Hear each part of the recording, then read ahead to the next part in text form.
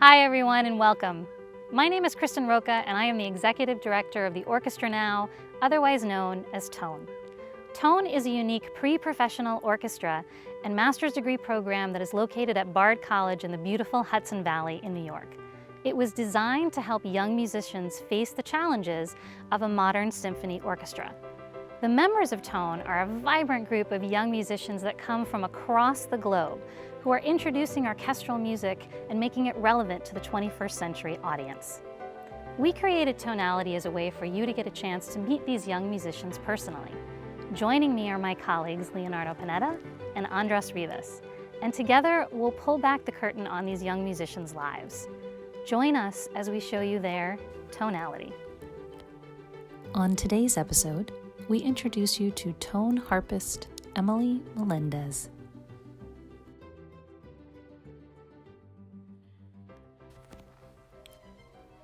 Emily Melendes was born in Waukesha, Wisconsin. She started asking to play music at a very young age. Playing on a handmade baby harp from her neighbor, her love of the instrument grew into her passion. She always knew that music would be a part of her life, and after winning a concerto competition at the age of 16, she started to think she could make it as a professional musician. Her favorite composers became Puccini, Strauss, and Korngold because they used the harp in luscious, audible ways and were such fun for her to play. After high school, she continued her harp studies at the University of Texas and then went on to the Juilliard School for her master's. It was after this that Emily came to the Orchestra Now in 2017 and her TŌN journey began.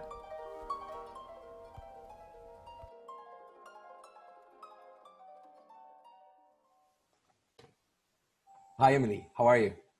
Hi, I'm well. How are you?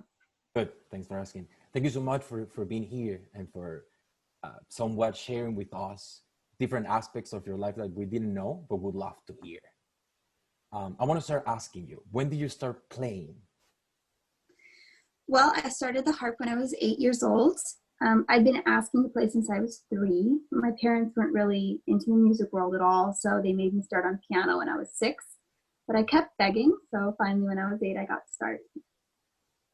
So you said your parents weren't into music at all? Did they play anything?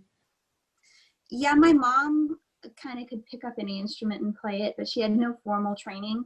And my dad can only play the radio, so. Interesting.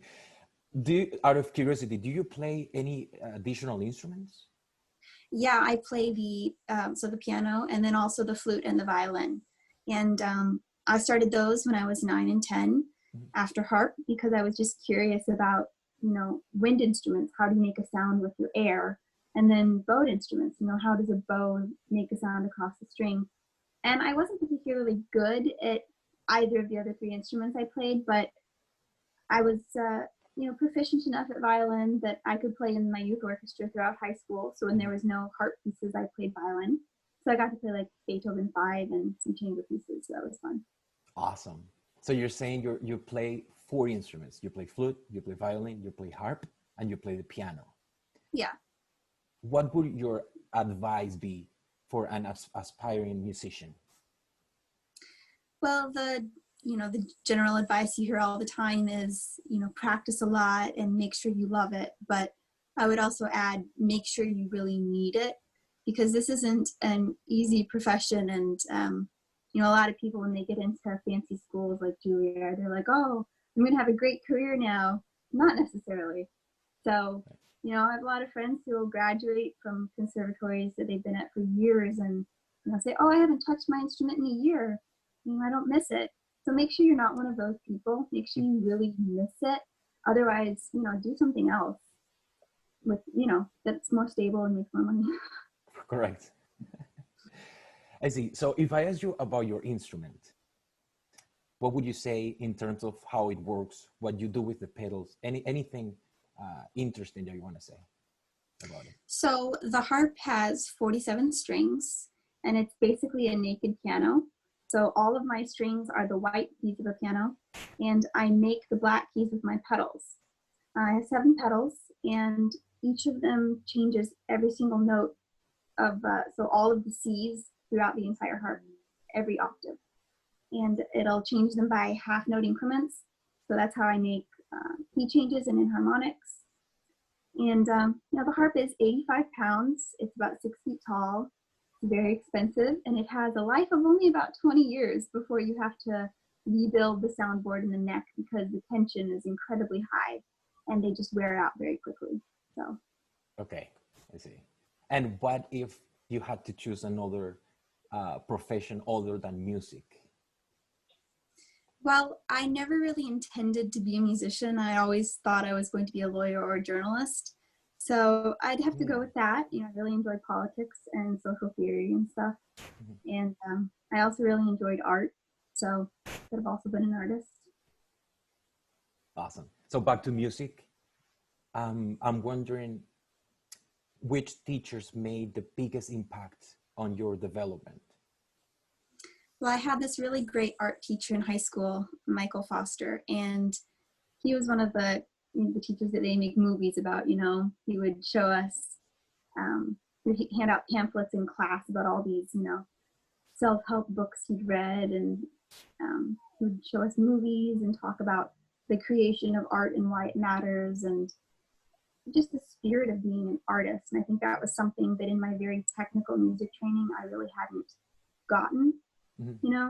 And then of course my teacher Juilliard, Nancy Allen, she was just the best human, and she turned the harp into a really not only a fun experience, but an instrument that could do things musically that I didn't really realize was possible. Again, I had this technical training. I knew how to play notes, I knew how to play rhythms, but Nancy was like, you have to worry about the sound and all that. So yeah.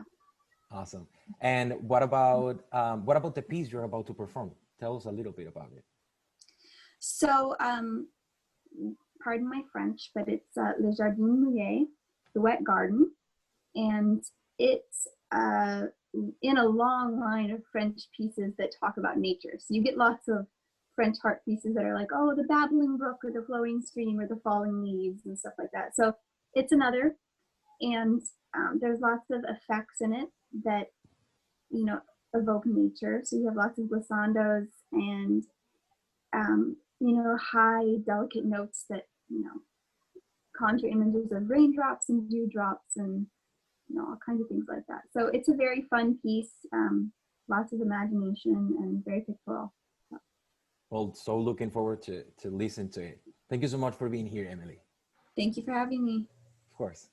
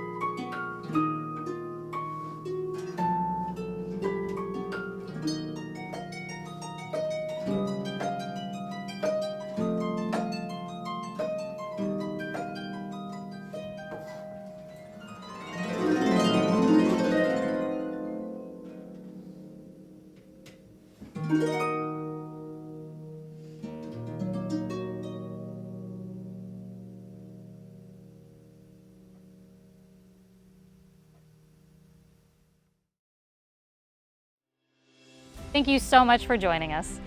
Tune in next time for the next tonality.